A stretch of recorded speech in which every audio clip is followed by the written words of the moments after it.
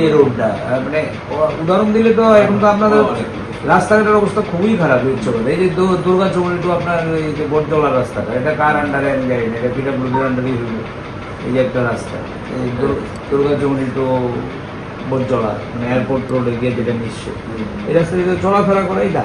এটা actually smart city থেকে আগে করতেছে। এবং তারার কাছে গেছিলাম আমরা স্মার্ট সিটিতে, তারা বলে আমরা 20 কিলোমিটার 30 কিলোমিটার রাস্তা আমাদের আন্ডারে, আমাদের বেশি রাস্তা। স্মার্ট সিটিও অনেকগুলি রোড পিডাব্লিউডি রোডের তারা ঠিক আছে, ঠিক আছে। তো এগুলি কমপ্লিটে All India Road Transport Workers Federation-ni bwkhaktai fashlo haste PWD tangbedikni tangphangno juda-juda sanmung sanai deputation riwi laikha All India Road Transport Workers Federation.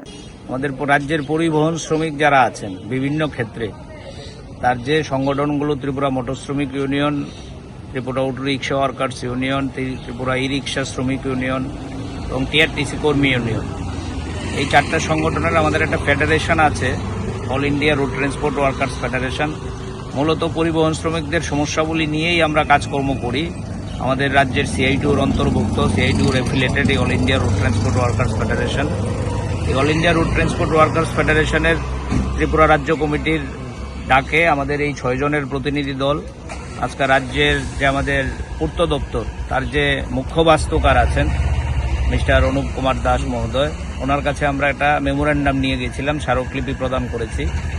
আপনারা সাংবাদিক বন্ধুরা যারা আমাদের কথা নিতে এসেছেন, আপনারা জানেন যে আমাদের গোটা রাজ্যে রাস্তাঘাটগুলোর কি বেহাল দশা, মানুষের চলাফেরা করা দায়। এবং এই পরিবহন শ্রমিকদের নিয়ে যেহেতু আমরা কাজকর্ম করি, পরিবহন শ্রমিকদেরকে সংগঠিত করার কাজ করি, এটা করতে গিয়ে প্রতিদিন আমাদের করুণ অভিজ্ঞতা।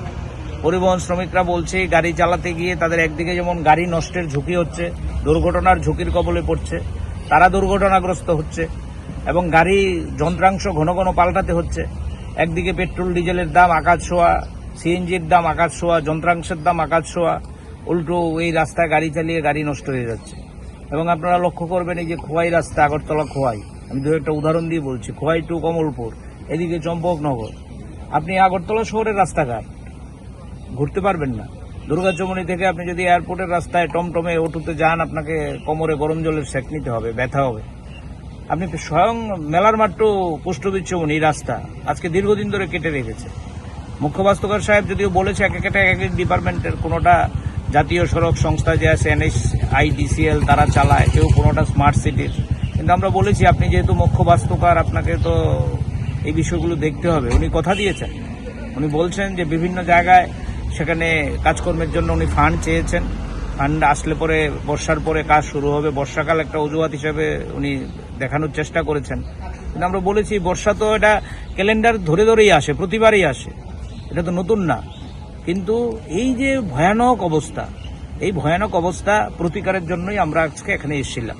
এবং আপনাদের কাছে বলতে চাইছি, আমাদের রাজ্যে যে সরকারটা চলছে, যেটাকে বলছে ডাবল ইঞ্জিনের সরকার, তাদের আগের মুখ্যমন্ত্রী থেকে শুরু করে বর্তমান মুখ্যমন্ত্রী প্রতিদিন মানে কম্পিটিশন করে সাংবাদিকদের ডাকে সাংবাদিক সম্মেলন করে। আজকেও আমি ঘণ্টাখানেক আগে দেখছিলাম রাজ্যের মুখ্যমন্ত্রী বলছেন আমি নিজে দিল্লি গেছি, NHIDCL এর কর্তৃপক্ষ মন্ত্রীর সাথে মিটিং করেছি, রাস্তাঘাটের এই চেহারা থাকবে না, সব ঠিক হয়ে যাবে। এই সব ঠিক হয়ে যাবে তো শুনছি 2018 সাল থেকে, আজকে তো 2026 সাল, 8 বছর অতিক্রান্ত, সব ঠিক তো আর হচ্ছে না। আগরতলা স্মার্ট সিটির কাজ কবে শুরু হয়েছে? কোন স্মার্ট সিটিটা? এটা কোন ধরনের স্মার্ট সিটি? এ রাজ্যের মানুষ একবেলা বৃষ্টি হলে, 1 ঘন্টা বৃষ্টি হলে মানুষ ঘর থেকে বেরোতে পারে না। এই যে ভয়ানক পজিশন, এগুলো সমাধান করার দাবি নিয়ে আমরা এসেছিলাম, এই ডিমান্ডগুলো নিয়ে।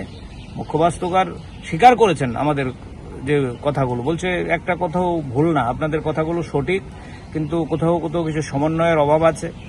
কিছু রাস্তাঘাট NHIDCL দেখছে দিল্লির থেকে, কিছু রাস্তায় মুখ্যবাস্তুকার রোড অ্যান্ড বিল্ডিং যিনি উনি দেখছেন, কিছু আবার NH এরকম বলছেন তারা দেখছে, কিছু স্মার্ট সিটি দেখছে।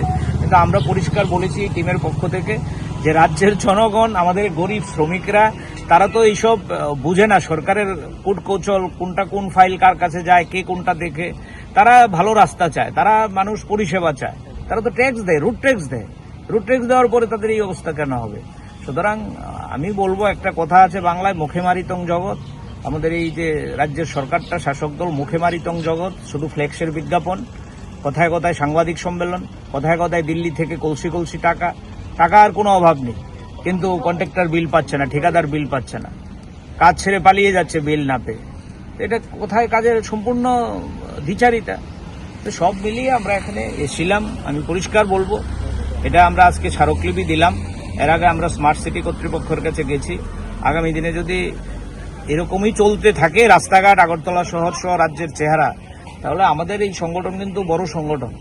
আমরা প্রয়োজনে গাড়ি ঘোড়া স্তব্ধ করে দিতে এই সংগঠনগুলো কিন্তু দ্বিধাবোধ করবে না। এরকম ইতিহাস আছে, হ্যাঁ, এরকম ইতিহাস আছে। আমরা মানুষের স্বার্থে কাজ করি, মানুষের প্রয়োজনে আমরা লড়াই করি।